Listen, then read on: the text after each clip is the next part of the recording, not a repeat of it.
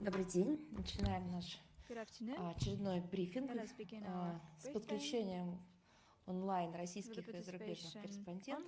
Начинаем с графика министра иностранных дел Российской Федерации Сергея Лаврова.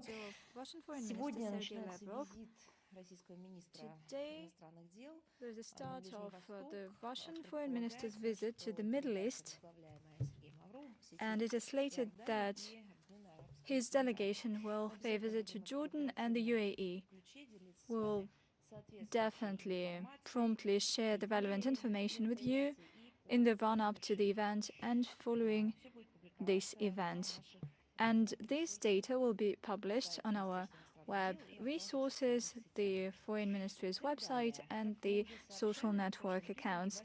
Moving on, as we have already told you at the previous briefing, on the 8th of November, there will be negotiations between Foreign Minister Lavrov and the Minister of External Affairs of India. The senior official of this state will also have a meeting with Deputy Chair of the Russian government, Minister of Industry and Trade of Russia, Denis Manturov, as a co-chairs of the Intergovernmental Russia-India Commission on Trade, Economic, Scientific, Technical and Cultural Cooperation. As for the negotiations at the level of foreign ministers, they will be dedicated to the state of bilateral relations, and they will also cover international agenda. On the 11th of November, at the MFA reception mentioned, Minister Lavrov will preside over the 39th session of the MFA Council of Heads of Russian Regions. It will bring together governors, senior officials of the presidential administration, and the federal executive officials. The main topic on the agenda, as you might know, is the special aspects of international interregional cooperation of Russian entities in new geopolitical environment. Russia is facing brand new challenges. The collective West has unleashed a genuine hybrid war against our country, and given this, it's high time to revisit the approaches to international interregional cooperation. Broadly speaking, about the topic of today's event, this event is aimed at discussing and outlining steps to fine-tune international and foreign economic ties of Russian constituent entities in line with the refocusing foreign political priorities, and the meeting is to develop recommendations aimed at practical results. Moving on to the relevant international agenda and the situation around the Ukrainian crisis, before I proceed to the current state of affairs, I would like to draw your attention to the two very important historical dates. On the 28th of October, we marked 85 years since the liberation of Kiev in 1943. This event happened, and back in the day, our ancestors couldn't even think about the fact that their successors will need to take arms to fight henchmen of this human hatred ideology and henchmen of Bandera and Shuhevich that claimed many thousands of civilians. Back in the day, it was not possible to imagine that there will be people marching with swastika tattoos, and these people would be proud of it. They would expose it, and they would champion their historical truth with relevant arguments. Nobody could believe this back in the day.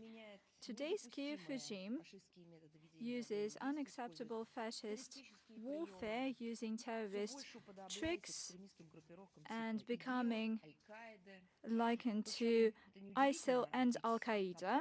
It comes as no surprise because, let me remind you, that the same instigators and instructors from the Anglo-Saxon world were behind these groups. And this was confirmed by air and naval strikes by the Ukrainian armed forces on the 29th of October using UAVs against Russian infrastructure and vessels in the Black Sea in Sebastopol. And these actions were coordinated by the British experts, and this was declared at the level of the MOD. And the Russian Federation informed the international community on that in the course of the United Nations Security Council session. In this regard, in the near future, the Russian MOD will summon the British ambassador. As was noted by the Russian MOD, after this attack, we cannot guarantee the safety of civilian bulk carriers carrying Ukrainian food, and that is why we suspended the participation in the so-called grain deal.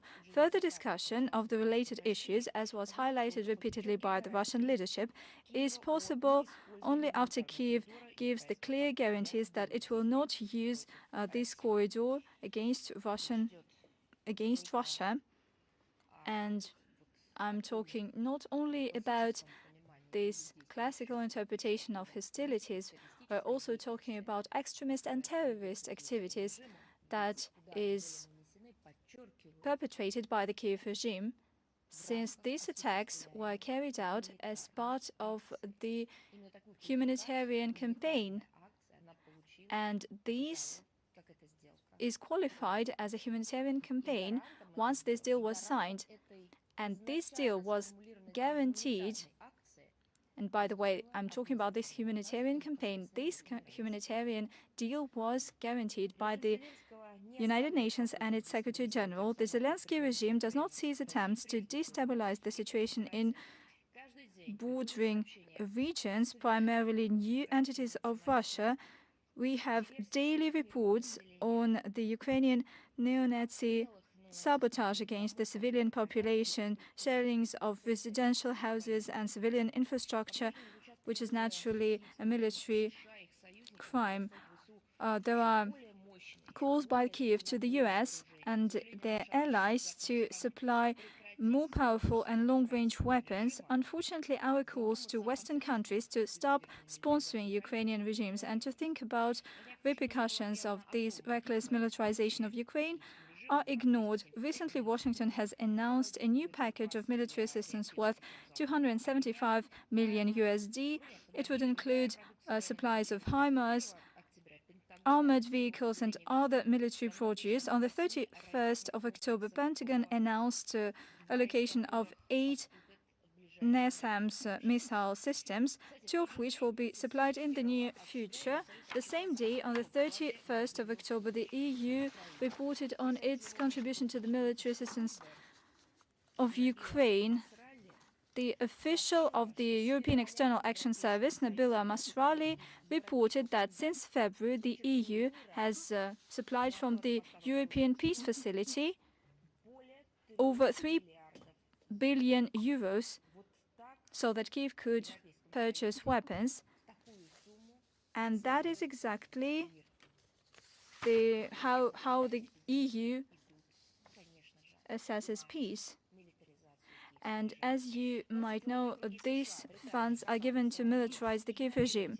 Authorities and business communities in the US, the UK, Canada, and the EU ignore the interests of their citizens. They fund and arm the Nazi regime in Kyiv, and they capitalize on billion-worth contracts for the weapon supplies. This protracts the conflict, exacerbates the economic situation in Western countries, and liberal democratic regimes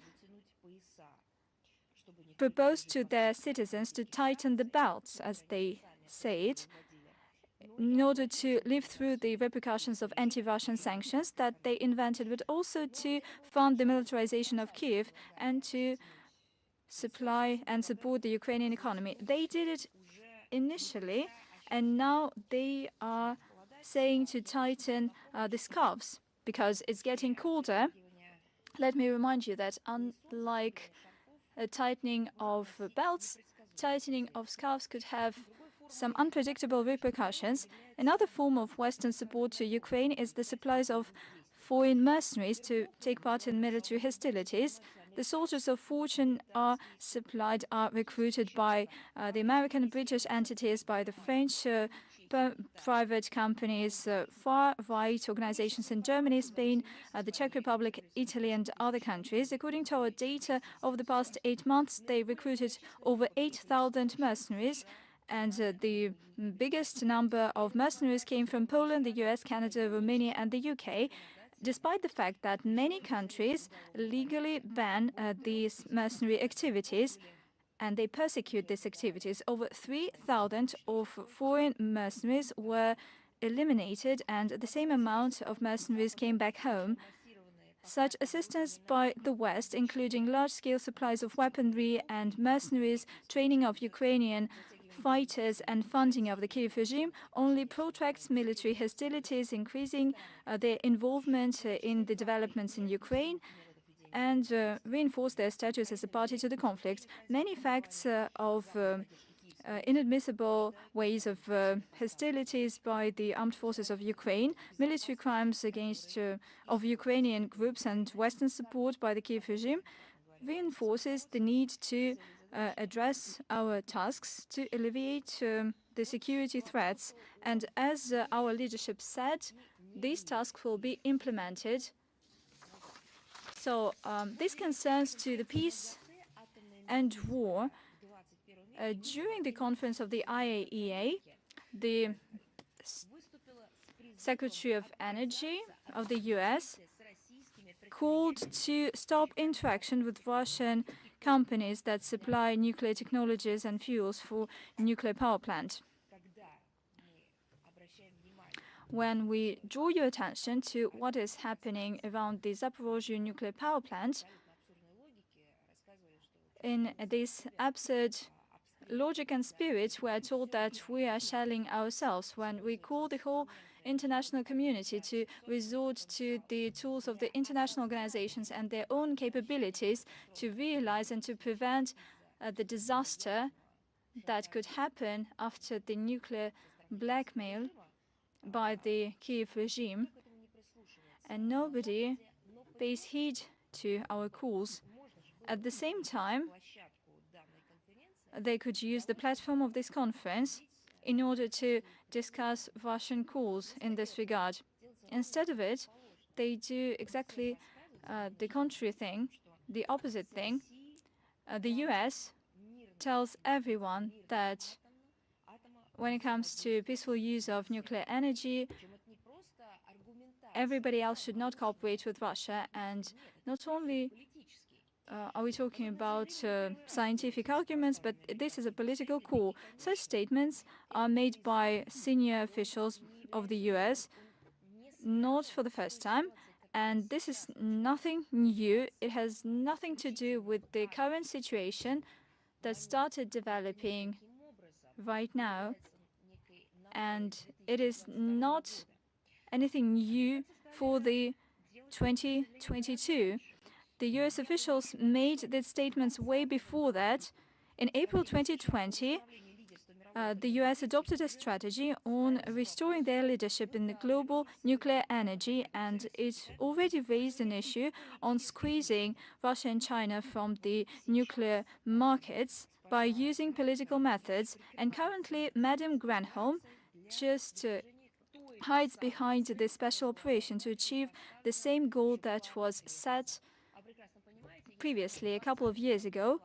In 2020, this task was set in the doctrinal document of the United States. It has been developed for quite some time, and it took more than a month or more than 6 months.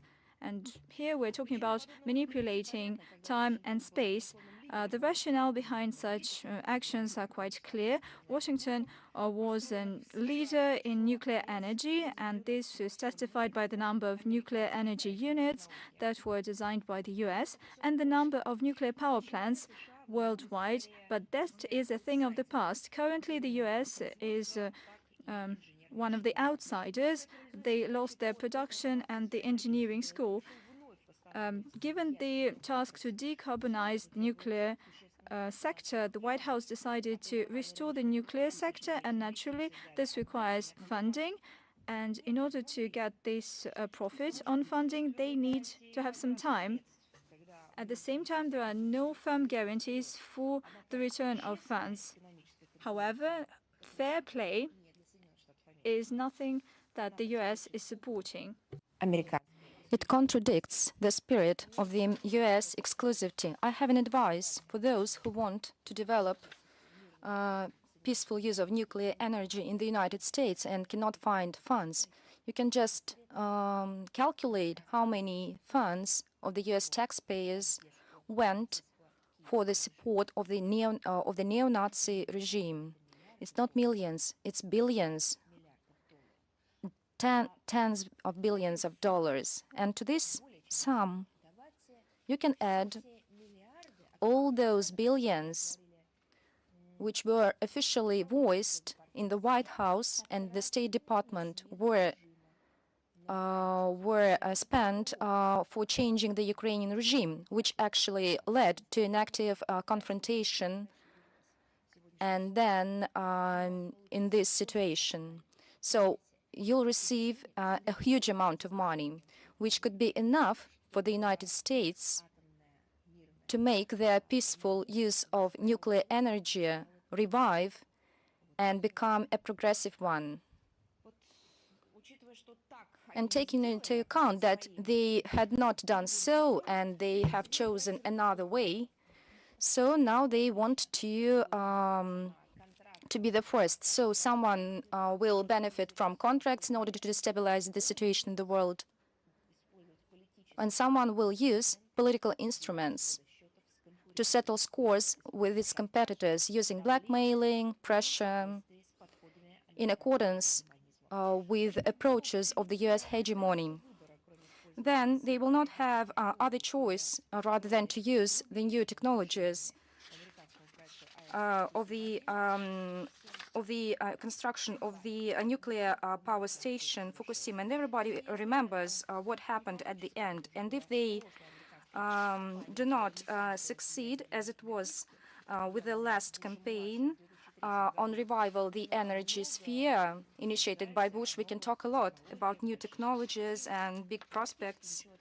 But in fact, they do nothing but only deter the development of nuclear energy and destroy other elements. And for no one to interfere this small talk, the states who are building nuclear power stations, they can close the entry to any events carried out by the United States. And all those who want to meet the Russian experts beyond the territory of the United States, they have already received a recommendation as a call not to have relations with Russia. So how the United States acted with the Russian delegation who wanted to come to this forum? They just didn't grant visa to Russian specialists. It has become a norm which use any pretexts and any means in order to maintain the economic control in all spheres where possible. Russia advocates equal access to peaceful use of nuclear weapons, and we are greatly concerned by politicization of this sphere by the collective West.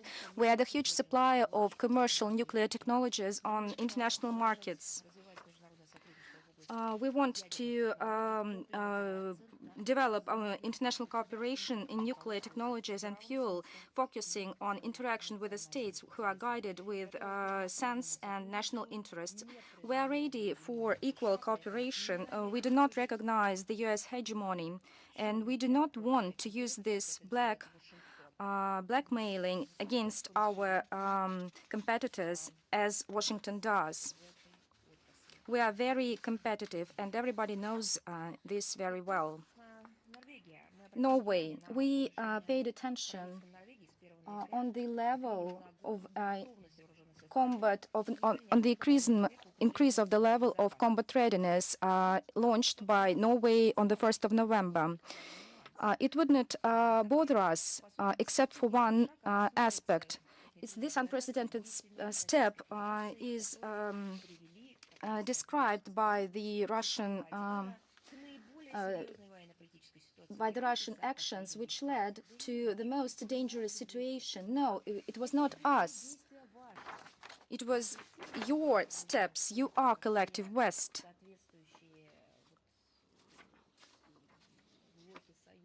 You are a part of different alliances and unions.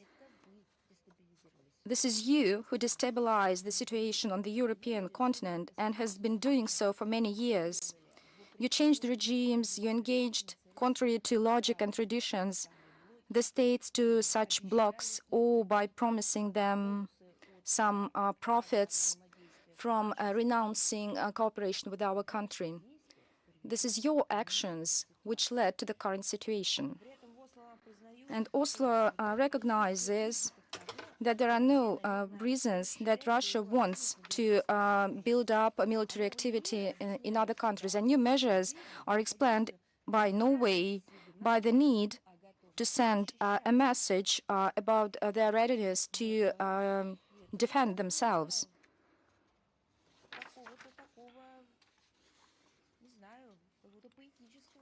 So it deserves some poetic comparison, such approaches. We need to state that aggravation of this threat from the East and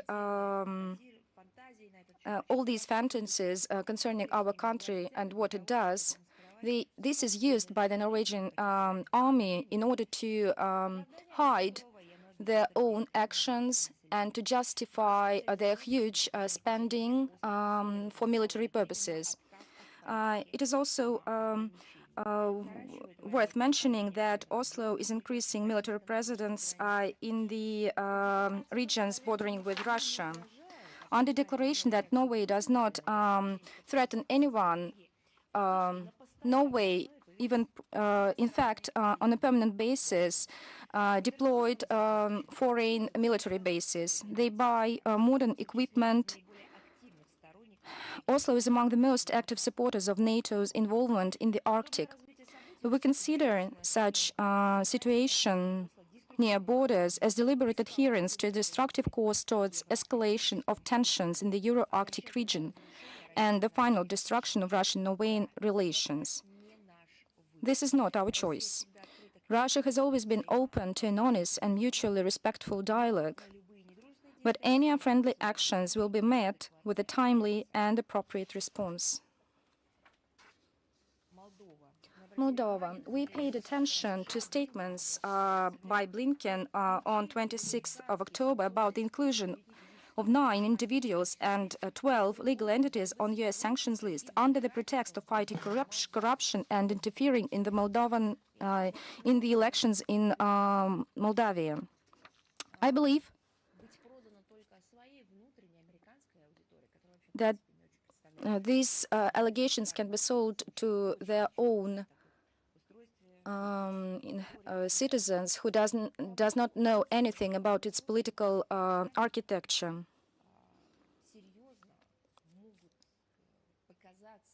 So who can seriously treat such statements as something significant on this in the post-Soviet countries? This is a politicized decision adopted by the Secretary of Finance, U.S. Treasury Departments, on a wide range of aspects. First, the decision was made in the midst of serious social and economic difficulties in Moldova, popular discontent with government actions and protests in Moldovan society. Secondly, the events of many years ago related to corruption scandals and electoral processes in the Republic of Moldova were chosen as an occasion. Third, the list of new people on the sanctions list looks extremely contradictory. On the one hand, it includes people and companies that work to strengthen Russian-Moldovan relations. On the other hand, it includes, for example, RTUK. It's a fugitive Moldovan oligarch and politician who took anti-Russian position and acted, and which is important, in the interests of the United States. This is once again another project of Guaido, when a man did not appear to be unwanted. They say that he did not manage, he was not successful, and now he is on the sanction list. as well as Tikhanovskaya, and so on and so forth. I believe that we will see this moment very soon.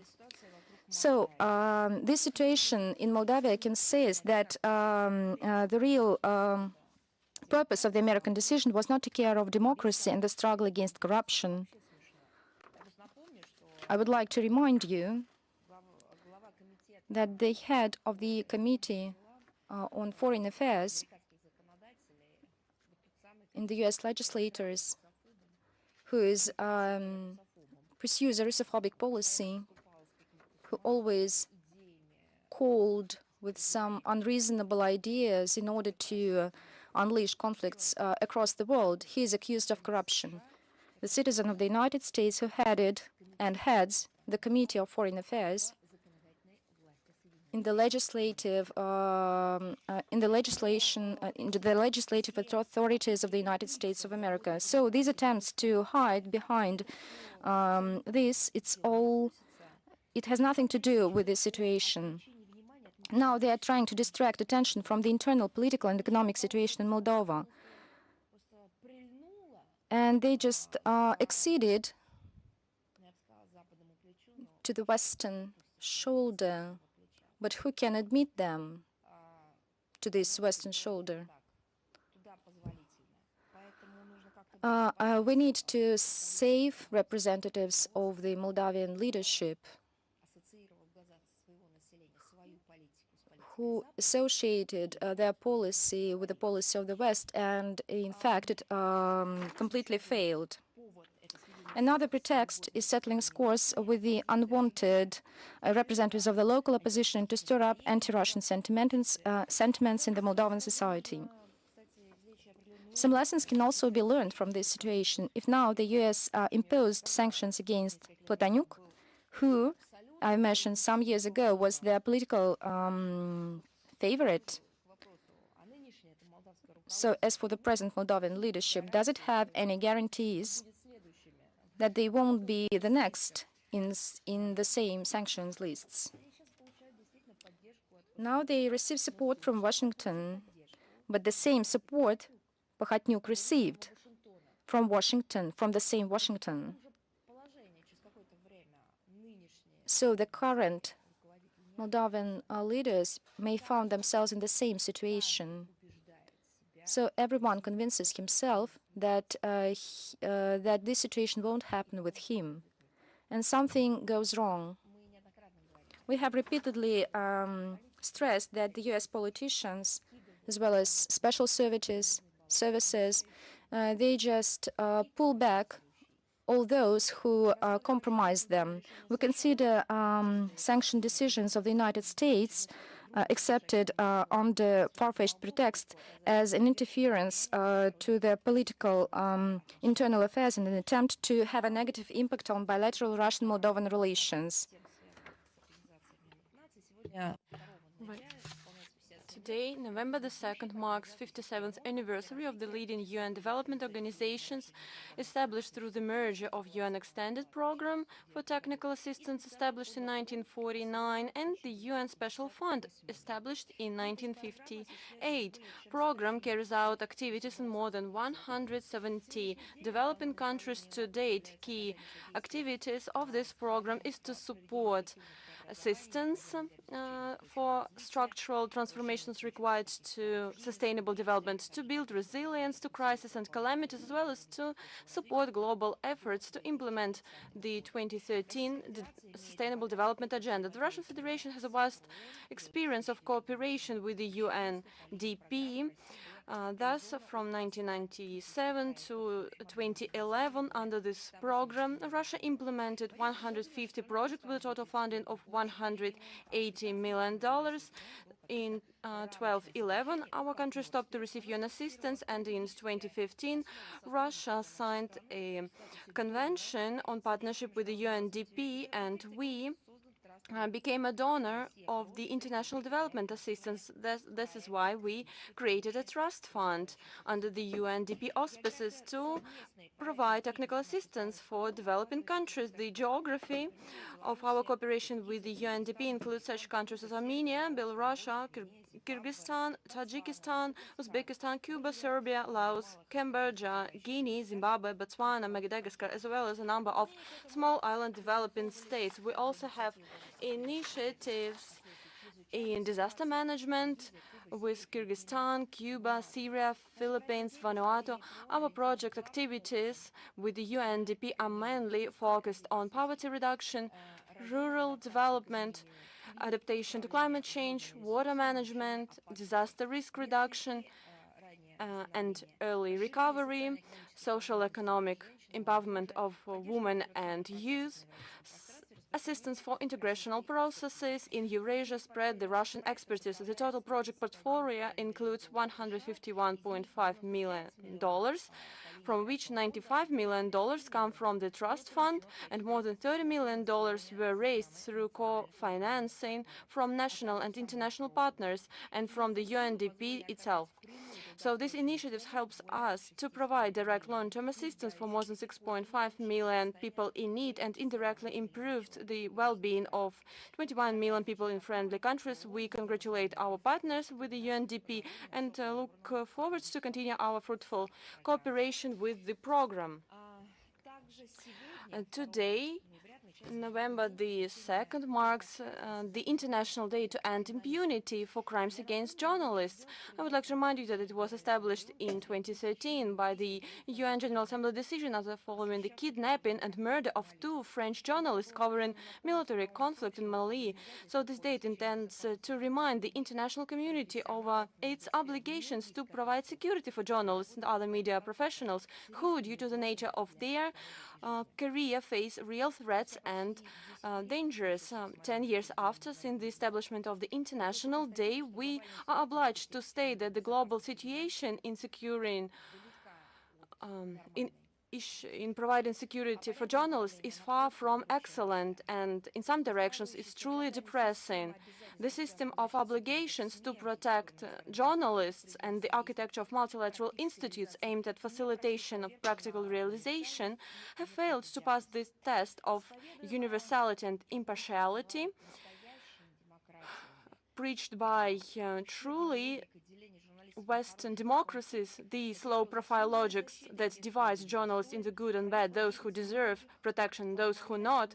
So this logic has infiltrated in formal independent structures, led to its discreditation and dysfunctionality. Otherwise, we would hear them to condemn those who implement sanctions against them or encourage pressure on correspondents who carry out these criminal website mirror towards the organizers and perpetrators of this brutal assassination of Daria Dugina. We would hear some condemnation of those who shelled a group of journalists with high-precision missiles. Oleg Klokov died, for example, in such an attack. We would hear that, but we do not, because they do not consider people who represent a number of media. They don't consider them journalists, neither humans, because any human who devotes himself to this career, who is aimed at covering the situation for the sake of others, for the sake of the society, for the sake of social groups. So I believe that he should be protected, should be sympathized with. So even oral words of sympathy, because their work sometimes leads to their death. But instead of that, we have never heard a word of condemnation from these Western media and Western society, Western democracies. We did not hear these human defense bodies a word about journalists, about crimes against these journalists, and the reason is quite clear, because their point of view does not coincide with the point of view approved by the West, and such selectivity is perceived by the Kiev regime as a silent approval of their atrocities. This situation encourages them to carry out more and more cynical and human crimes. So I remember, yes, it is outrageous domestic crimes, and I remember that such domestic crimes lead to response. We were obliged to carry out an investigation, provide information why those journalists faced these crimes. And by the way, we fulfilled our obligations. We fulfilled them unconditionally, professionally.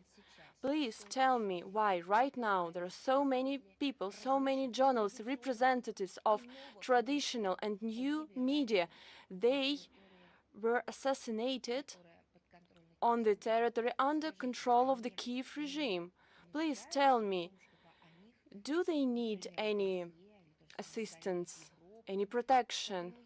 Why the OSCE, who cares about Russia even after our withdrawal, why these structures, bodies, do not want to tell something about these crimes, and they have special structures, special bodies carrying out these type of issues.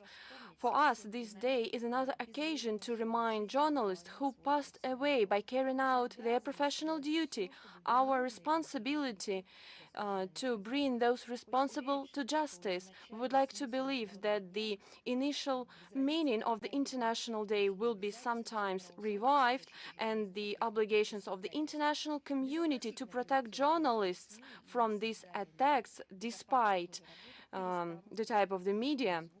So this won't be an empty word, but a blueprint for actions. Another date on the 13th November, the 3rd, marks 85th anniversary of the Brussels Conference of 1937, convened because of aggression of militaristic Japan. This historical event is deservedly ignored by the academia, but let's remember the lessons of that day because they are relevant. The materials of the conference provide direct evidence that the Western international community led by the US pursued a policy of appeasement not only against Nazi Germany but also against militaristic Japan. Indeed, despite the fact the American side, as a guarantor of the Washington Treaty of 1922, which contained principles of peace in the Far East, Washington was responsible for a tough collective response to aggressive ambitions of Tokyo. As we know,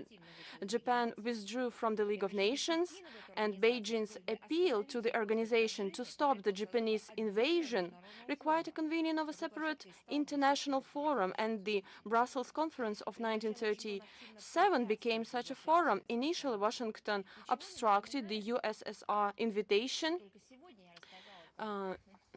Do you recall the situation?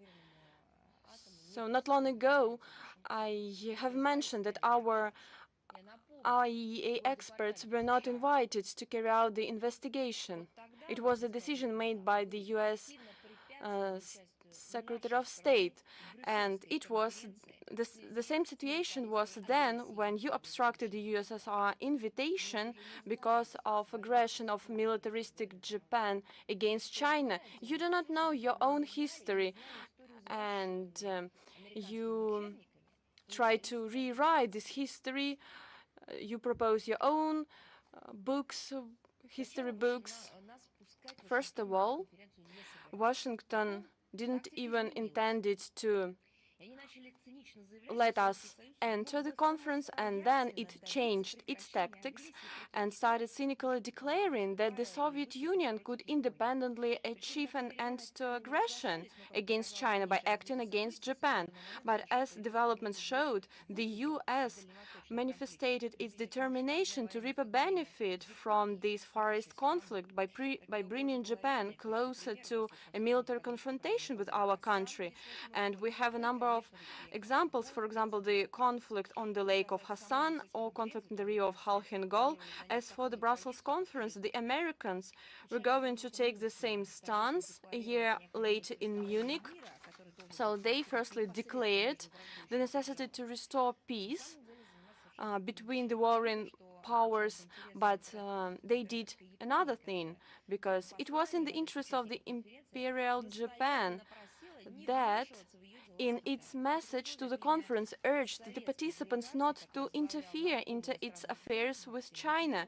In these circumstances, the Soviet delegation led by Litvinov urged to defend territorial integrity of China and create collective security against aggression, and only by these consolidated actions we could stop the conflict. Soviet representatives consistently insisted on adopting sanctions against Japan, but all these attempts failed, and later this defeat of Washington later turned against the same Americans, because Japan attacked the Pearl Harbor. We shouldn't forget all these historical lessons, and all the evidence hidden in the American archives must be disclosed. From 6th to 19th of November, the 27th session of the Conference of the Parties to the United Nations Framework Convention on Climate Change will take place in Sharm el-Sheikh with a Russian interministerial delegation led by Ruslan Edelgeriyev. The forthcoming event will focus on adaptation to the adverse effects of climate change, as well as the elimination of loss and damage caused by this process. The relevance of strengthening work in these directions is evident in view of the devastating extreme natural phenomena that primarily affect developing countries. The Russian Federation notes the necessity to maintain substantive and non-politicized discussions on climate change, which is key to progress towards achieving the goals of the Paris Agreement. On the margins of the conference, Russia will organize a special event with the representatives of business and academia to present national approaches to reducing greenhouse gas emissions and adapting to climate change. And as you know, on November the 4th, our country celebrates National Unity Day, commemorating the developments of 1612, when People's Militia, under the leadership of Minin and Pojarsky, liberated Moscow from Polish invaders by demonstrating courage and unity of the people, regardless of its origin, faith, and social class. This state holiday, in accordance with the federal law of 2004, has been celebrated since 2005 and as a day of military glory since 1995, and is a tribute to the glorious past of our motherland. It symbolizes the stability of civil peace, as well as respect for patriotism and courage of our ancestors who, united, defended the sovereignty and statehood of Russia, and those who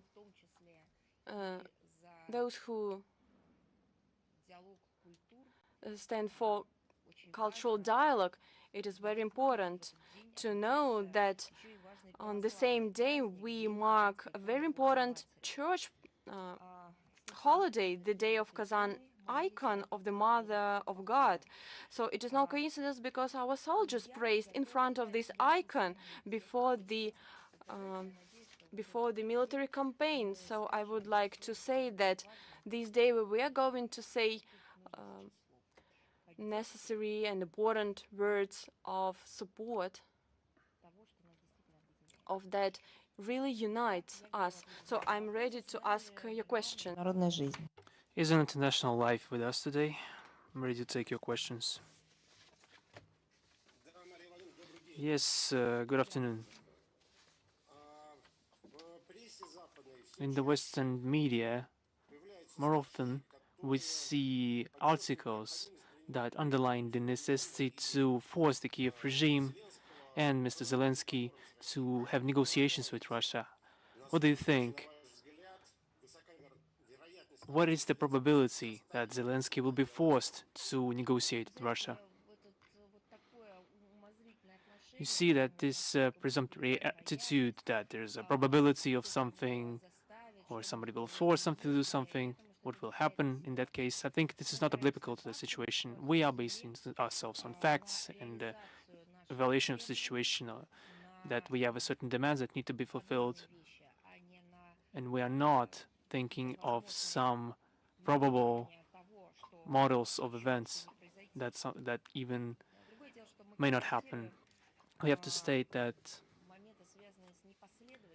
there are some issues linked with the lack of consistency with the Western countries' approach to the situation. They have a lack of unity, or they have a low cohesion in their ranks. We see how day after day the tonality of their statements changes. One day they stand for negotiations, then they support victory on the battlefield, or they could support the unconditional victory of the Ukraine. Next day they will support negotiations and peace, and the next day they will be against Russia and everything that stands for it.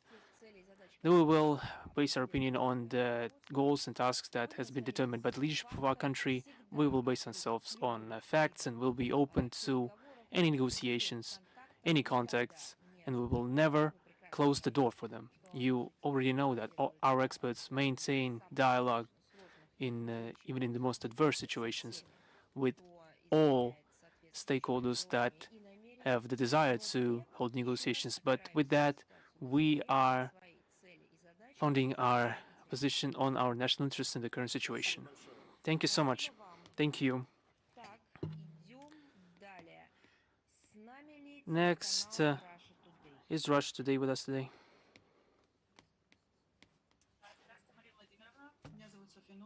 Yes, good afternoon. We have a following question.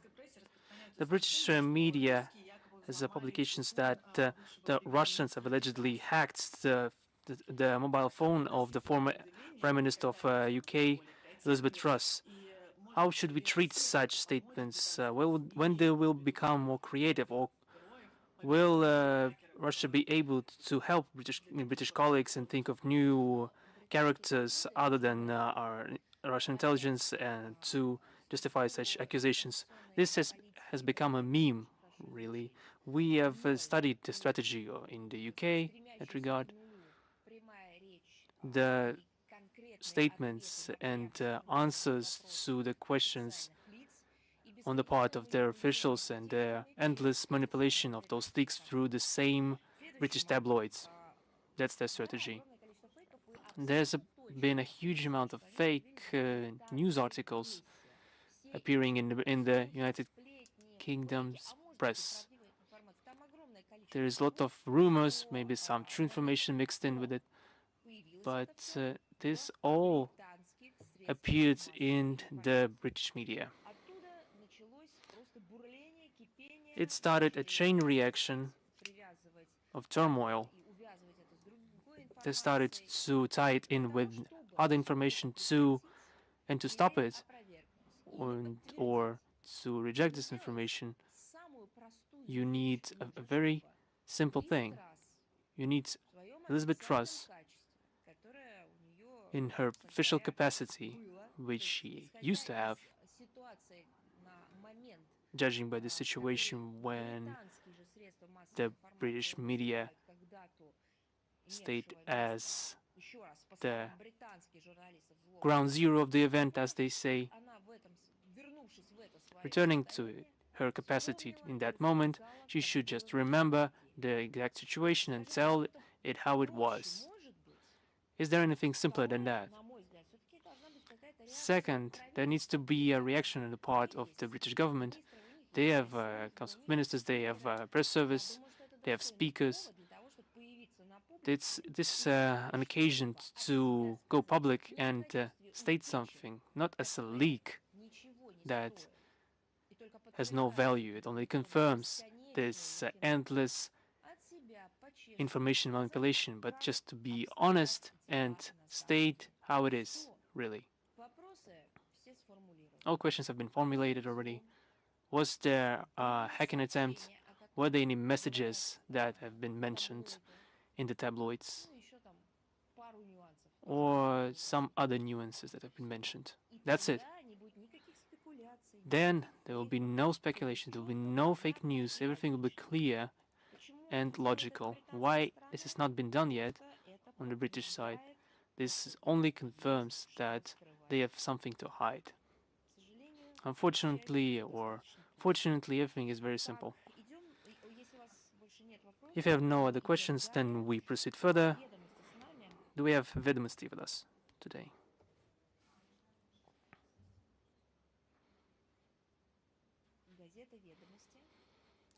VIDEOPORTал newspaper. Are you with us today? Please state your presence. I can't see you, neither can I hear you. Now I can hear you. Madam Zakharova, you already mentioned today the situation with Norway. Please state if the Russian MFA is doing anything to decrease tensions in regards to the relations with that country. We understand that there's some contradictions, that there's some disagreements. The tensions increases. They say in Norway that they need to negotiate with Russia. If the statement of Prime Minister of Norway could be interpreted like that, what are the steps the Russian MFA takes to alleviate the situation? The situation in our relations is at its lowest point. This has happened because of the actions in Norway. We did nothing to deteriorate our relations, which cannot be said for Norway. This is not our fault, and we don't need to take any measures to alleviate the situation. What we can really do to do it, because the situation is being worsened because of the efforts of the other side. There have been no messages from the Norway side testifying to the Oslo's desire to change the situation or stabilize it. We're not witnessing any attempts.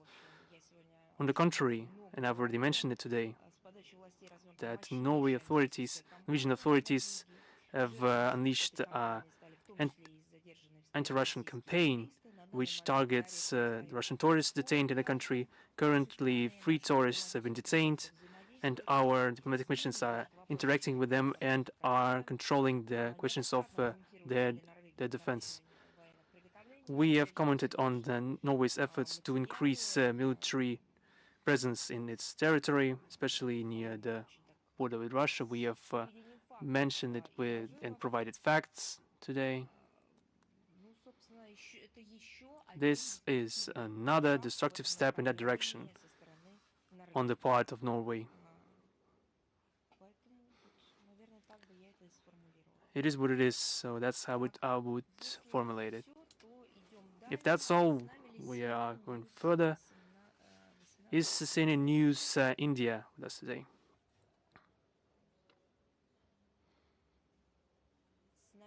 Is CNN News 18 India with us today?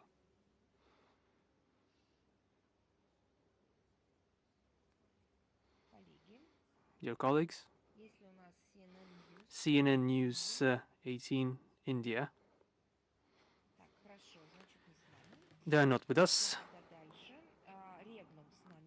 Is Regnum with us today? Yes, good afternoon. Yes, we will first give the word to India. Hello, hi, Madam Zakharova. I have one question. This is regarding India's import of crude oil that is happening in the last several months. It has increased several times, but there are reports that it has decreased in the recent weeks. Could you confirm that report? And also about this annual meet that happens between India and Russia, where Indian Prime Minister Modi is supposed to go to Moscow this time. Will that meeting still happen? Or will the Prime Minister Modi and President Putin will be meeting on the sidelines of G20? Could you please confirm? Ну, что касается организации встреч на высшем уровне, as for the meetings on the highest level, this is coordinated through the line of the President's administration of the Russian Federation. If we're talking about cooperation between India and Russia, it has been traditionally built on mutual respect and trust and careful consideration for the national interests of each country. We are preserving the intensity of cooperation on the highest level, in bilateral format, on the key international fora. Contrary to the illegal Western sanctions, the volumes of our trade have grown, and we are fulfilling our contracts in key areas and still building contacts in the area of culture, science, and technology. If you have any additional questions, I'm ready to answer them.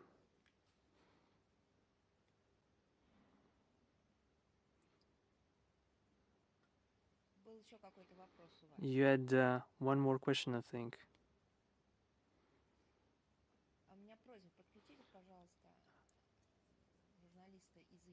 Please connect the journalist from India, if you could. You had one more question, as far as I recall. You had one other question, I think. Is that right? As far as I understand, you had a question regarding the imports from import of crude oil.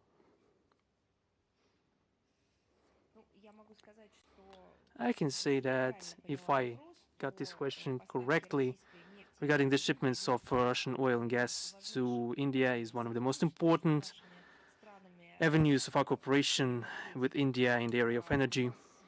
We have a common goal to make this cooperation as mutually beneficial for both countries as possible. The actions in that direction are checked and harmonized through our relevant agencies. We are not limited by the traditional, for the Western capitalism, that's the paradigm of maximizing profit,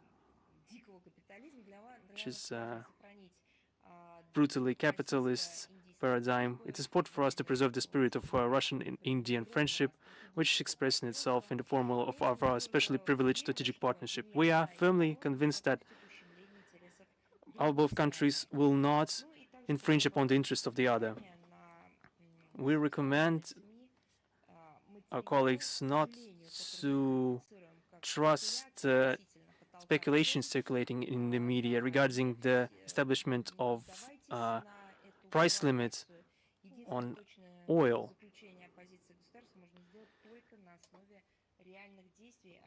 Clear statements regarding this or that state's positions could be made based on its real actions.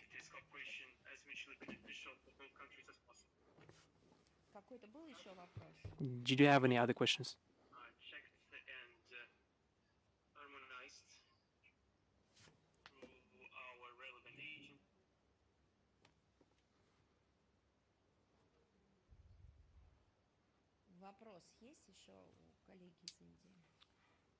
Colleagues from India, do you have any other questions? Very well. I thought I heard him asking a question.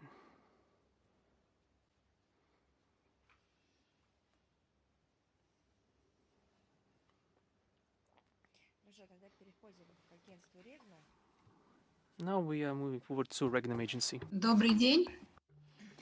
Good day. I have the following question. Serbian authorities say that during the recognition of independence of the DNR and the LPR, Russia was guided by the Kosovo president, and this led to increased Western pressure on Belgrade. And now, according to Serbian authorities, the US and the EU want to make Serbia swiftly recognize Kosovo in order to put this argument out of the hands of Russia. Was it really the case? Was Russia guided by the Kosovo president during the joining of the DPR and the LPR, as well as Kherson and Zaporozhye regions? Do you use this notion of Kosovo president in your diplomatic practice? And does this situation around Kosovo has any similarity with these new Russian regions?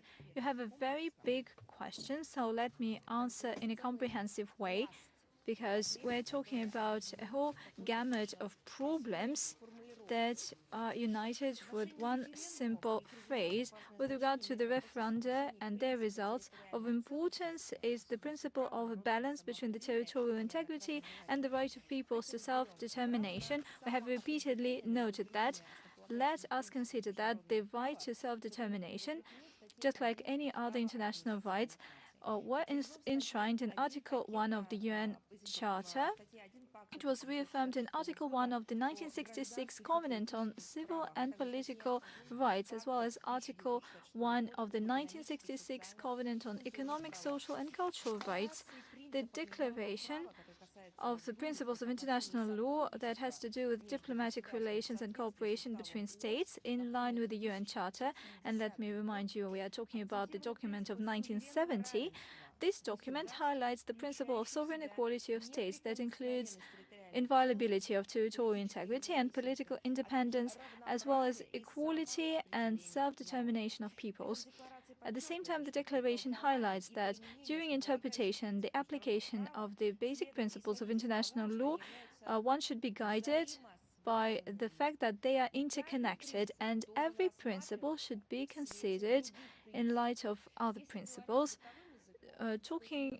If we talk about this in more simple words, this is not a buffet where a person just does the cherry picking and he chooses what he pleases to choose, and he doesn't pick what he doesn't want to. That is not the case. These are all interconnected things. When it comes to the balance between the principle of territorial integrity and the right to self-determination, it raises a lot of debates and issues, and this matter has been addressed in the 1970 Declaration in the following way.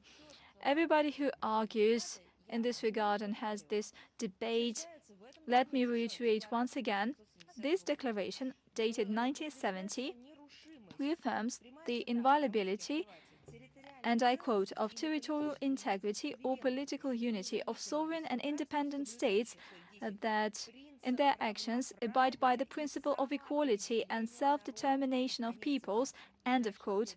And the next quote, and hence have governments that represent, regardless of the race, religion or color of skin, the whole of people living in this territory, and end of quote. This logic was voiced not incidentally, and it was voiced and embedded in other documents, for instance, the Vienna Declaration of the World UN Conference on Human Rights of 1993, when we are told that 1970s, 1960s, there was the decolonization process. You shouldn't pick the documents that you choose. But in 1993, on the verge of these events that had nothing to do with decolonization processes in the European space, there was this decision of the Vienna Declaration of the UN Conference on Human Rights, and it emphasized that the states that claim to defend the principle of territorial integrity and political unity should have, and I quote, a government that represents the interests of the whole people in its territory without any difference, end of quote. Clearly, now let's get back to the situation around Ukraine. Who could be considered such kind of government in Kiev? Who is representing the whole of the Ukrainian people without any separation and division? The only thing they were doing is, for many years, highlighting the difference between people on various grounds. They were segregating people, that's one thing. And second thing, who could be considered a national government that represents the whole of people? This should be decided during the election if we're talking about a democracy, and that is the kind of a political order that is enshrined in the relevant documents of Ukraine. And in this case, the government came to power as a result of a coup d'etat, and it was funded and supported in military terms by the country's external countries, and this government represents not the people of Ukraine in all its diversity. These governments represent the interests of foreign countries, companies, governments, firms, companies, and everything else that did not meet the interests of meet the principles of the international law. Let me emphasize once again, instead of representing the interests of people, if we're talking about 2014, since 2014, these people have been engaged in war against their own population, and this has turned into the stage of a military conflict, and the authorities after 2014 have been implementing military means against their own people, as well as economic suffocation. The mentioned declaration of 1970 emphasizes, and I quote, "the creation of a sovereign and independent state, a free joining to an independent state, or joining of it and association with it, or establishing any other political status that is freely determined by the people, is a form of carrying out by these people of the right to self-determination." End of quote. Now let's move on to the qualification of referenda in line with the Constitution of Ukraine. It has no influence whatsoever on their qualification under the international law. Let us wait till Regnum joins us once again. I can hear you and I can see you. So once again, let me highlight that the qualification of referenda in line with the legislation and the Constitution of Ukraine, it has no link whatsoever to the qualification under international law. The practice shows that the implementation of this right of people to self-determination by separation and joining with other states due to objective reasons cannot be carried out in line with national legislation, and it has the relevant wordings in the international law. It was reaffirmed by the International Court of Justice, the accordance with the international law of the Unilateral Declaration of Independence in respect to Kosovo. That is an advisory opinion, and according to it, the common international law does not have a ban that would be applicable to declarations on independence. End of quote.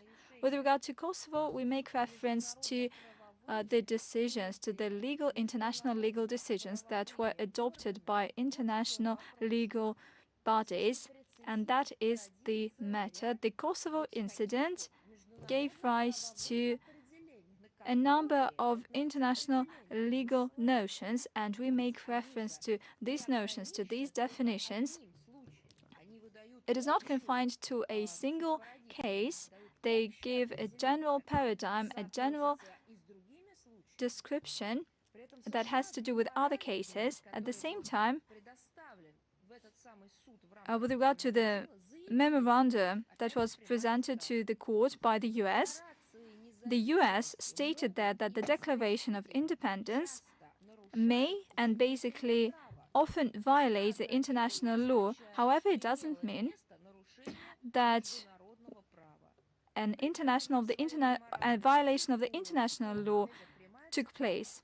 The UK, in its memorandum, highlighted that, in general, the international law does not ban exit or separation.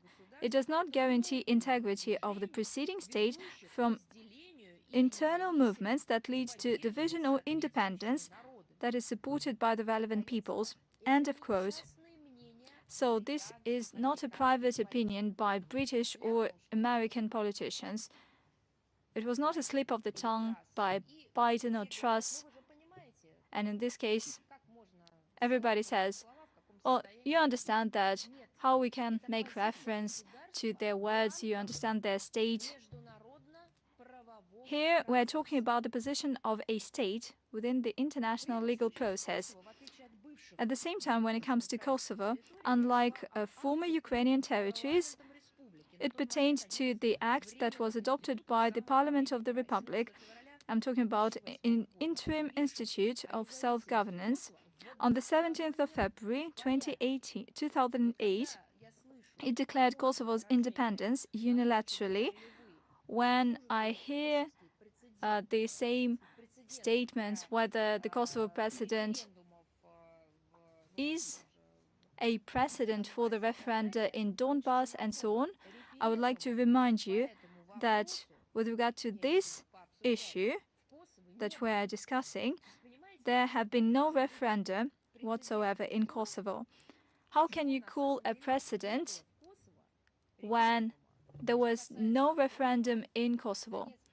With regard to Crimea, Donetsk and Luhansk, these referenda did take place there. As for the international legal assessment that was given by the international legal institutions and the direct participants to these events, we do have these assessments and we can relate to them.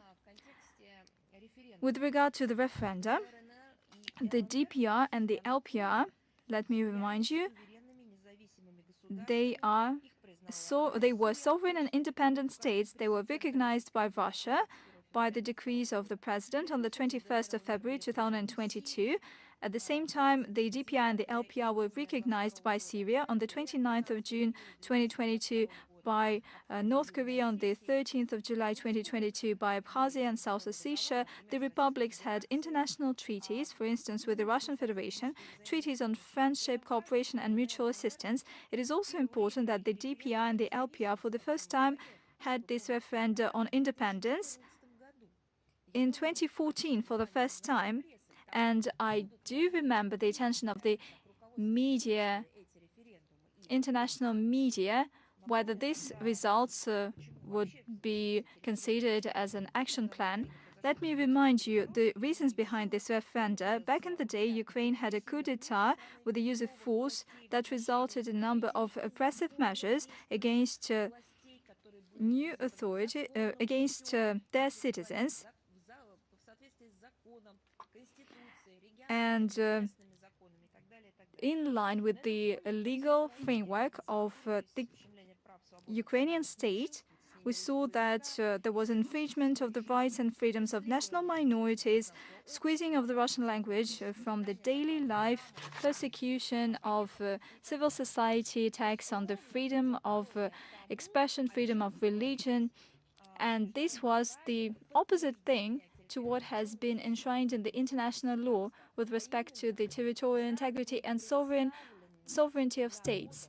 I'm talking about equal representation of peoples within a single country. For 8 years, this international recognition of independence of the republics has not been raised, given that the Minsk package of measures that was adopted by the UNSC Resolution 2202, and it envisaged the constitutional reform in Ukraine with entry into force by the end of 2015 of a new constitution that envisaged as a key element decentralization, as well as adoption, and I quote, of permanent legislation on special statutes of certain areas of the Donetsk and Luhansk regions, end of quote.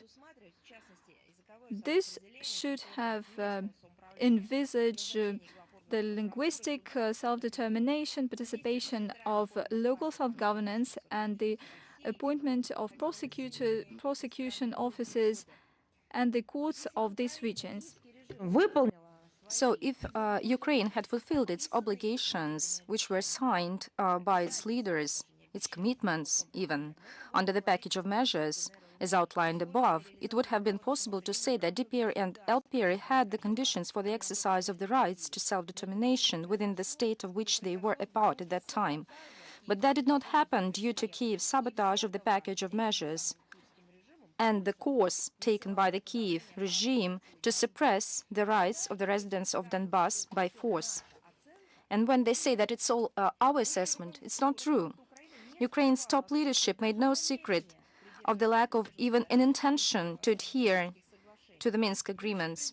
The former president, Poroshenko, repeatedly stated that he had authorized the signing of this package of measures with the only purpose of buying time to strengthen the country's army.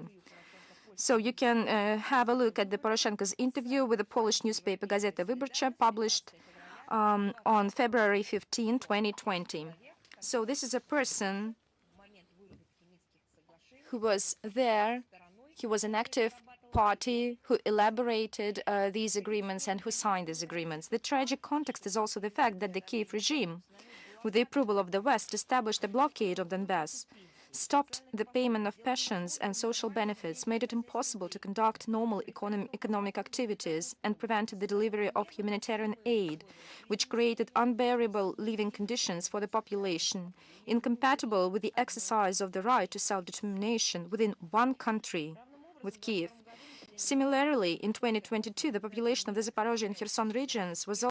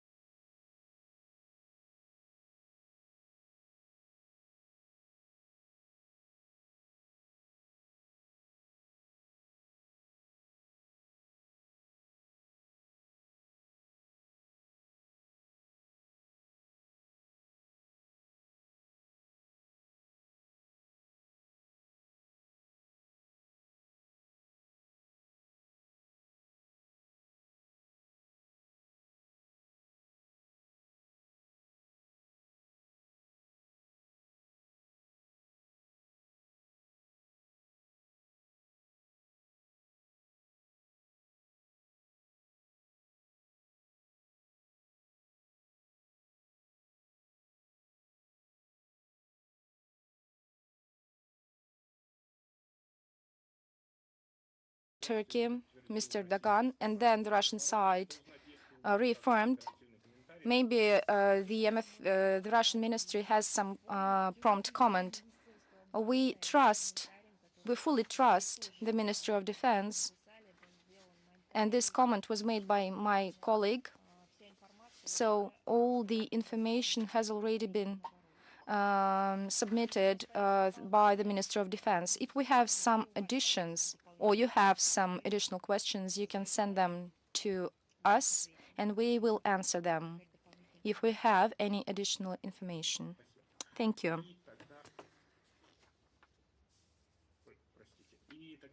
And then some other issues.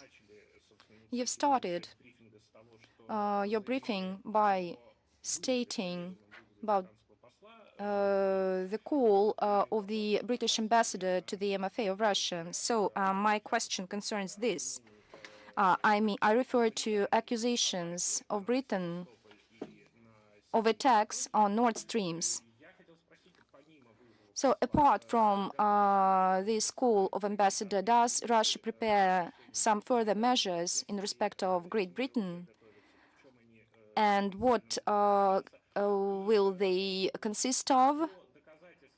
And as for the proofs, many officials were asked, maybe you know any proofs that Great Britain was involved in these emergencies or terrorist acts, as they are called in Russia. Will these proofs be presented to the public? You have many questions, so if I don't answer all of them, please remind me of them. Of course, no doubts. The involvement of the British Secret Services in the terrorist attack on the Black Sea Fleet base in Sevastopol on October 29 this year and the sabotage of the northern streams will not go unanswered. We talked about this in the Security Council as well as in the public. So the British ambassador will be called to the Russian ministry. And I can answer you that the basic documents that will be handed over to the British side, the public will know them. Let me follow. I'm not talking about formalities, but a kind of procedural issues. So as soon as this meeting, one ambassador is here in the ministry, so we will share the information with you. It will be published on our website and in social media. By the way, we also mentioned the reaction of the British Defense Ministry did not go unnoticed. They try to deny responsibility, taking into account, it's very strange, taking into account the numerous facts confirming the direct involvement of British specialists, and they know in advance answers to all questions. The fact that this was an attack, so nobody has doubts in it. This fact is confirmed.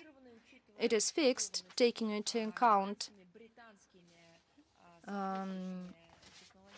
that the British and the that this region has a lot of equipment, including drones, satellites, and some other equipment within this area. So they know very well. So, and they do not deny the fact of this attack. They talked about that they have nothing to do with it. They are not involved in this.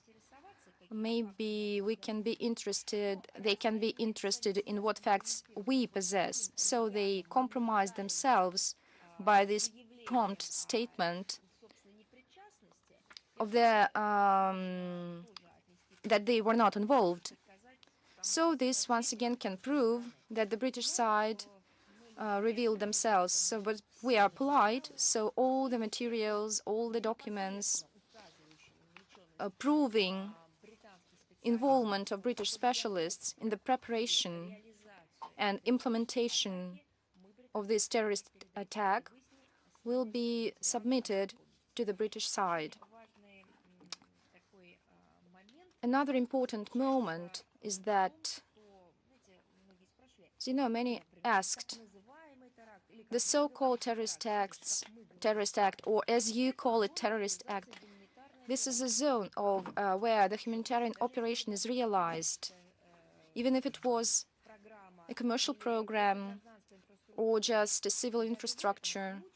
And in this case, even this is an attack with the use of these means qualified this way, because deliberate destruction of civilian infrastructure is qualified this way.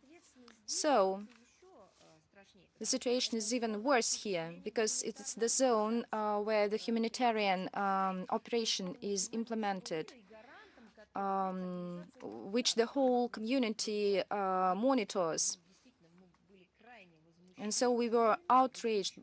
We were even outraged by, and our representative to the UN, Mr. Nibenza, that the lack of any reaction, the UN reaction to this attack, we need to remember this. It's not just a civil infrastructure, it's not commercial cargoes. This is a humanitarian mission. It's a humanitarian operation the West insisted on, including London and Great Britain.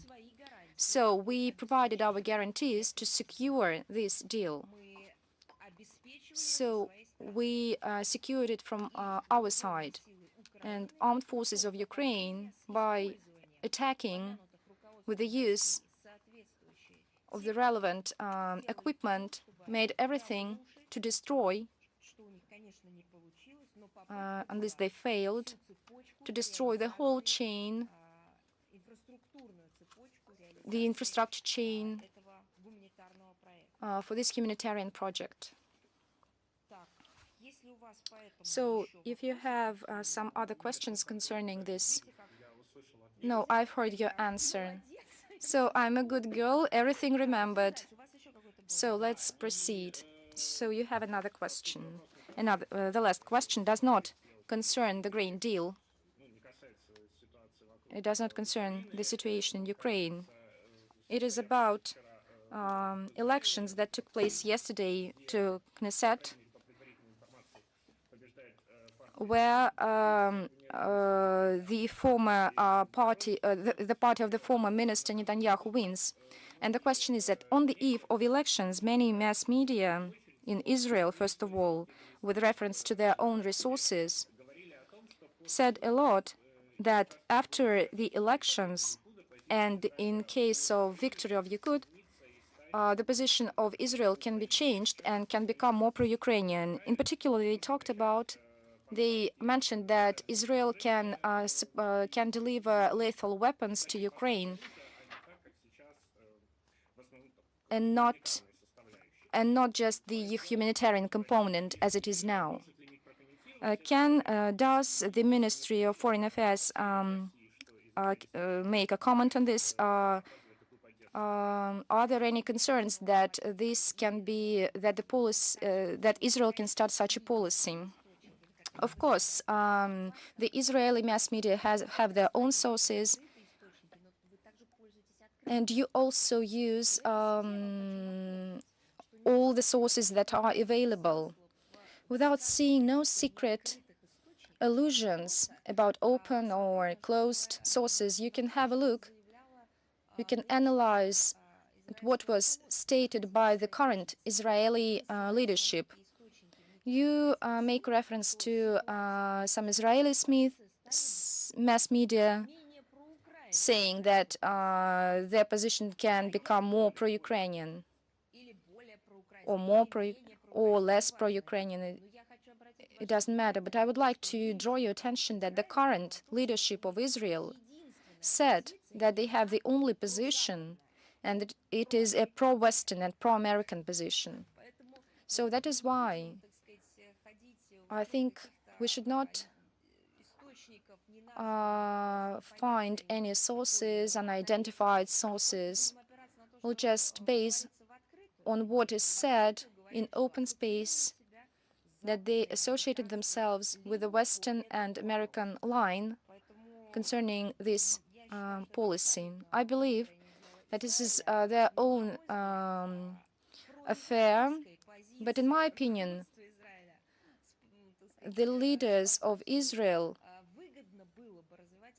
it would be beneficial for them to develop cooperations with Russia, which they have done for many years in many spheres, and of course to listen to the Russian arguments concerning Ukraine, because everything that was the cause that laid in the causes of the conflict in Ukraine has a legal dimension, especially which is so sensitive to Ukraine. This is revival of neo-Nazism, nationalist, inhumane ideology which is revived.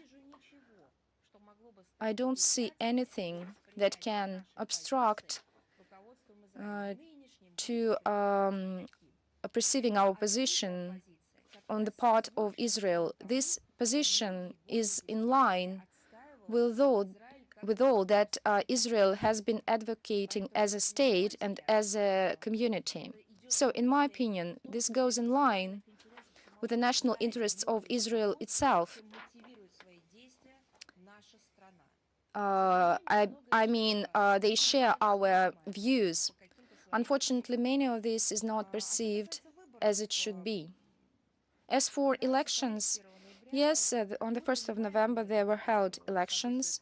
As we see, the official results will be stated not later than the 9th of November, so the government will be formed. I don't think that we need to anticipate the results of these elections by any official comments or other analytics. We believe that the new government will pursue the policy on developing multifaceted cooperation with Russia, which has been demonstrated for many years.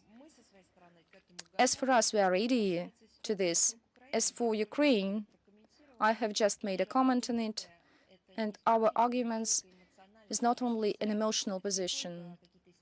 It's not just historical and exclusively our memories.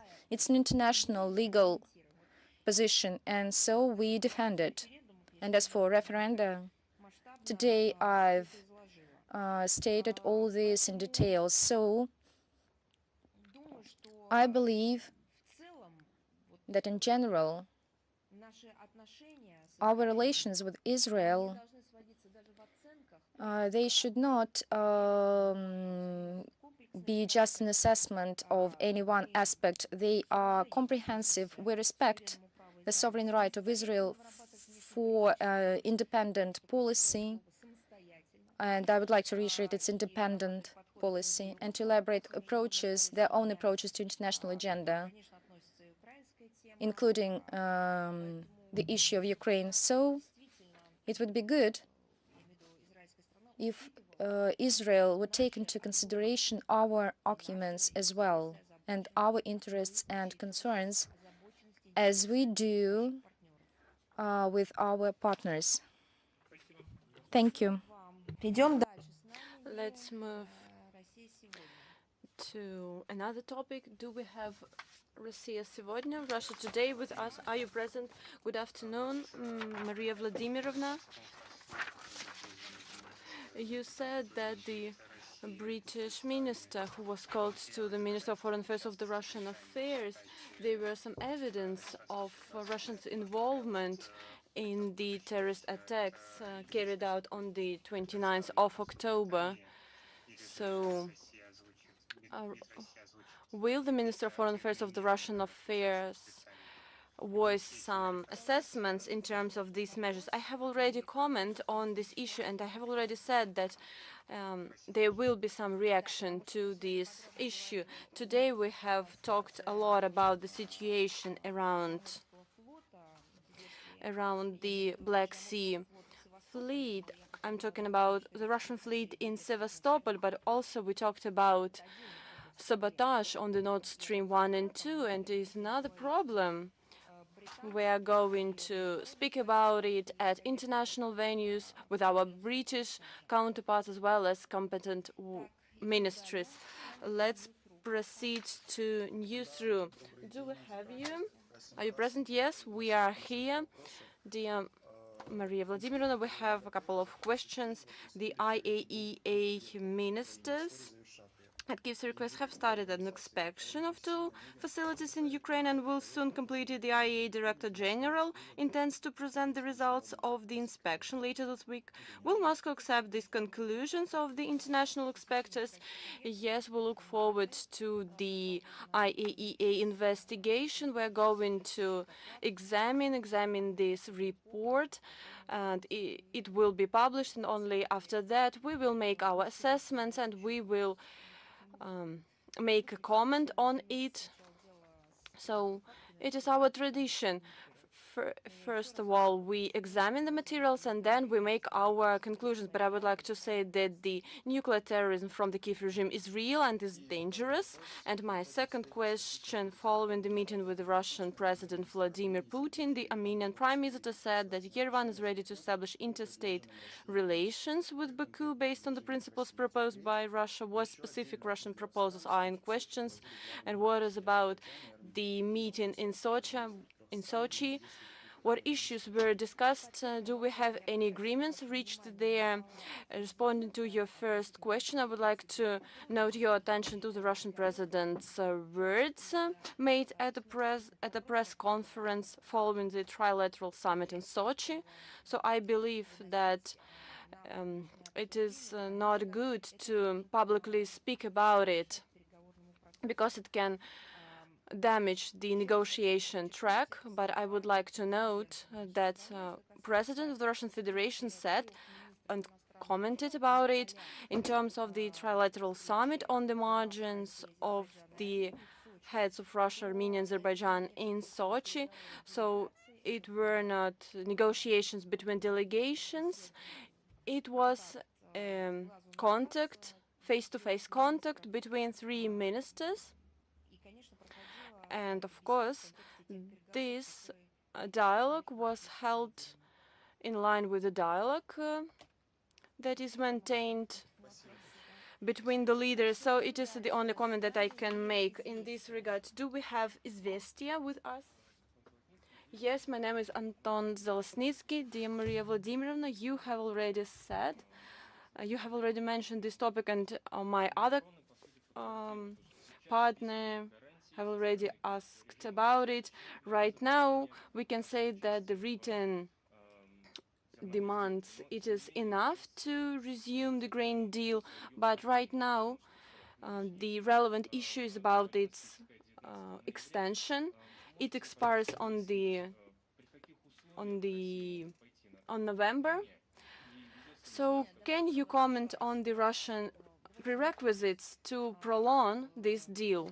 Please do not mix the things. Right now, we have witnessed a terrorist attack against an object of civil infrastructure, and we need safeguards, security safeguards to implement this grain deal. Right now, the Russian foreign minister said that we have already received these guarantees. Right now, we are considering its extension of the deal, and in terms of the extension of this grain deal, then we commented on our requirements and our demands.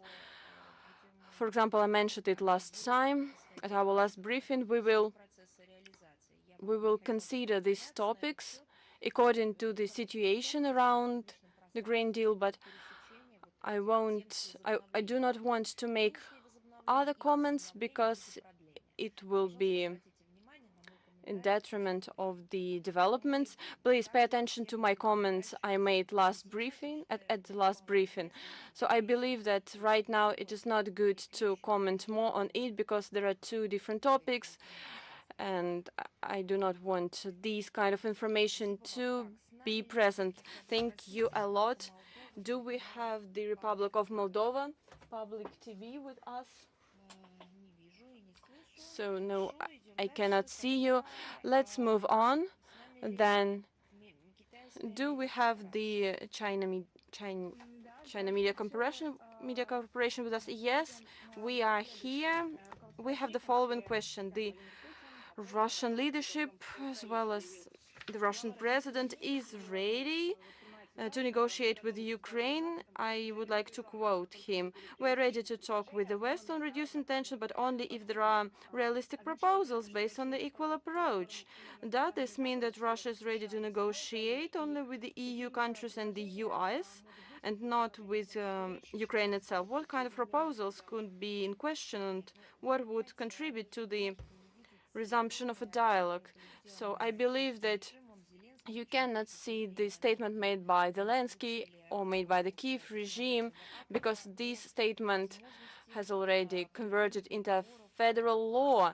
It is a law stating that it is impossible to hold any contacts, hold any dialogue with Russia. So that is why they blocked, the Kiev regime itself blocked the negotiation process.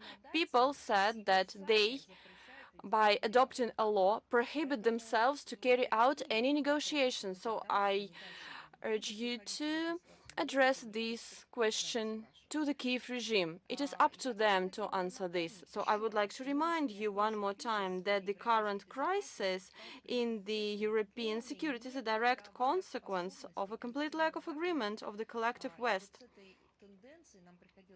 And we have had to face this tendency for many years. Since the end of the Cold War, the skills of traditional diplomacy, as well as the search for compromise, have been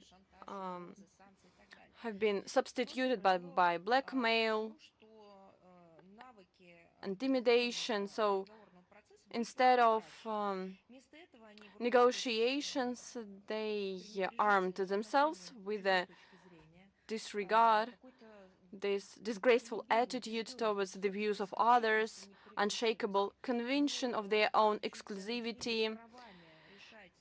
So they have the rights to decide the world's fate and the world's future, and the culmination of this destructive line was the arrogant refusal of the Westerners to discuss our proposals on security guarantees announced by the Russian side at the end of 2021. And it was not coincidence. It happened because the US had withdrawn from the most agreements that ensured this stability and strategic security. And sometimes they withdrew it, doing it brutally. And we understand other issues. Diplomacy does not like a long vacuum. In the foreseeable future, the world will sit down at the negotiation table at traditional ways to work out new rules of coexistence based on mutual respect and equality in line with the UN principles. We have repeatedly stated that if everything wants the same thing, that is to avoid global catastrophe, great war, global war, and Russia, as you can see, Russia is trying to refrain from taking extreme measures. So we reiterate our readiness for dialogue, but at the same time defending our national security. So if everyone is for peace, for peaceful coexistence, then we need to hear each other, to understand each other, consider the interests and concerns of our partners, despite our preferences. And by the way, I would like to draw your attention on the 31st of October advisor to the head of the Ukrainian President Office, Podolyak, said, I would like to quote him, "Russia has lost the opportunity for peace talks with the civilized world. It has no option of going back to January 2022. The only option is a tribunal." So what he's talking about, which the civilized world, he's talking about the garden and jungles. Who's not civilized? China, India, Asia, who are not civilized in their point of view. So we are all representatives of world's nations. And these people, they are not civilized from their stance, but we have long-standing contact with them. So who they call civilized people? These people who do not respect the agreements they themselves signed, that people who divide people into good and bad, these people who are corrupted and who are trying to corrupt the best values, the best traditions for the sake of their own interests, that people who carry out terrorist attacks against civil infrastructure. For example, what happened with the Nord Stream 1 and 2 and with the civil infrastructure in the Black Sea ports. So who are civilized people? That people whose regimes cracked down a number of states in the Middle East, in the region of the North Africa, these people can be considered civilized, but they shelled European countries. For example, Yugoslavia, they shelled it with bombs with uranium. Can they be civilized as? Can they be classified as civilized? They who damaged the fleas with migrants and refugees only because these refugees, only because these people disrupted the livelihoods of these poor countries from where migrants go. So we remember how they shelled, bombed another countries. Can we classify civilized people who fund the terrorist groups in the North Caucasus, these people who killed, murdered children, civilians living peacefully, but we do not believe that they are civilized nation. For us, civilized, they are people who adhere by legal norms. Norms are based on the mutual recognition, mutual respect, considering the interest of each other. For us, it is the civilization. They are people who do not betray others.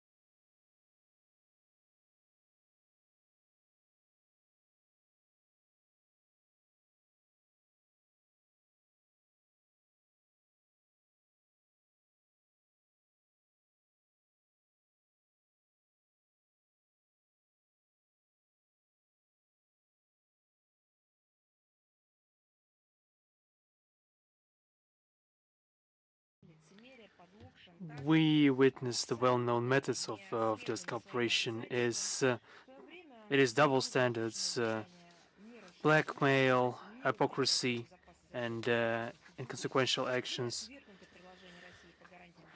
Our proposals regarding security safeguards have been rejected, and currently the United States are blackmailing the countries of Asia, Africa, Middle East, and Latin America, forcing them to join the illegal sanctions against Russia.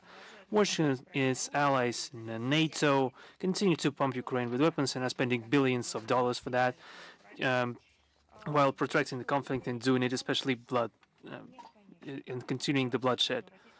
The Russian leadership is always dedicated to diplomatic methods of resolving conflicts. Today, we, as ever, are ready to use this instrument. But once again, we cannot but see the real deal and react to the real situation. That's how I would answer your question. Thank you so much. Do we have, once again, Moldova? If Moldova is with us today, is good afternoon. We had 3 questions, now we have 1. The First Asian Department Director, Mr. Zinoviev, said that situation in the Korean Peninsula is degrading. In Pyongyang, they said that the current affairs are leading to war, and a nuclear war at that. Perhaps something has changed in 2 days. Could you comment on that? In the recent times, the situation in the Korean Peninsula has aggravated significantly.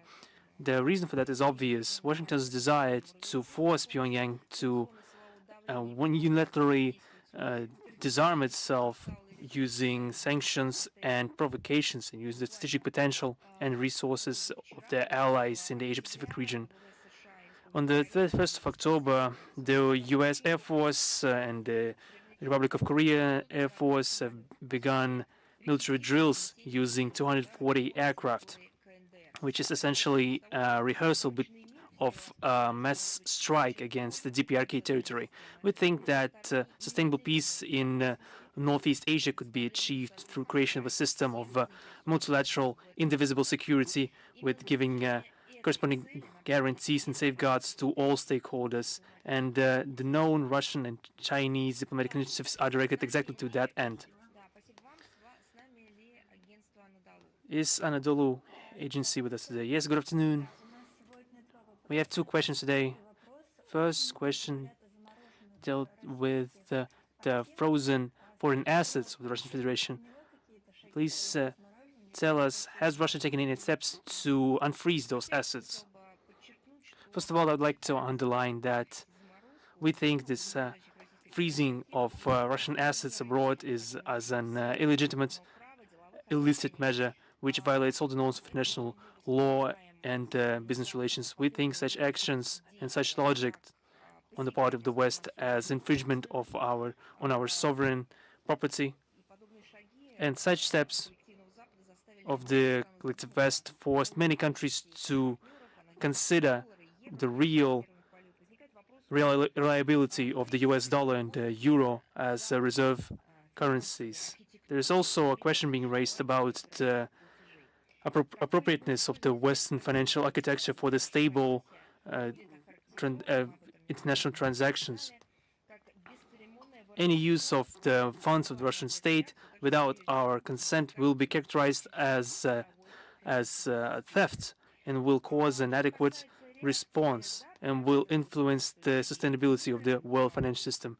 The Russian authorities are working on possible legal mechanisms regarding the situation. I cannot really delve into details, but I can tell you surely that the work is ongoing. My second question is about the situation between Azerbaijan and Armenia. How would you comment on the efforts taken in regards to the Zangezur corridor, which would link the main Azerbaijani lands? This situation discussed on the Sochi summit, and we think that this cooperation will be continued in the framework of the tripartite work group under the joint chairmanship of the vice prime ministers of both of the 3 countries, that has been determined in the statement of our three leaders of the countries. Yes, now we made alliance of Russian communities.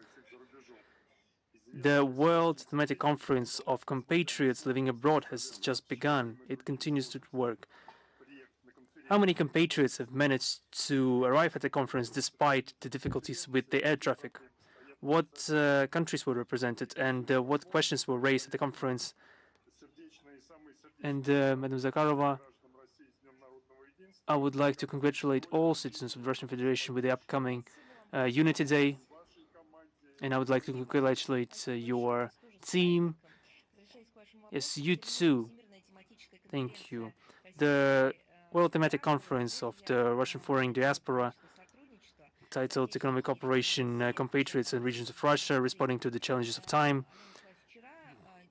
began yesterday. The welcoming address of Mr. Lavrov was broadcast on the meeting.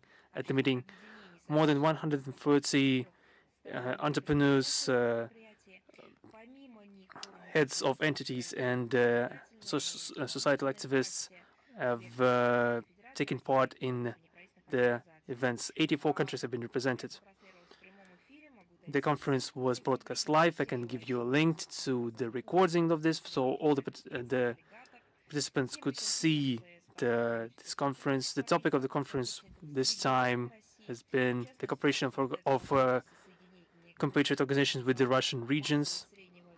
They've also discussed the possibilities of linking economical potentials of the small and medium businesses in our countries and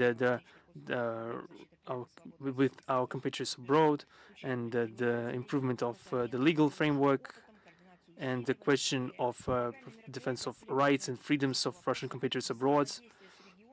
There have also been a plenary discussion on the questions of cooperation with the regions, and there's been discussion on tourism, IT technologies, and small businesses, which have been organized with the cooperation of the government of Moscow. In general, the forum was dedicated to finding common grounds between business organizations of compatriots with these entities of the Russian Federation to foster further consolidation of the Russian diaspora. I would like to clarify whether someone would like to ask more questions. Perhaps someone didn't have the opportunity to ask their questions. Once again, I will repeat that the Republica channel did not have a chance to ask the question. If not, we will answer each question individually. Thank you for your attention. I wish you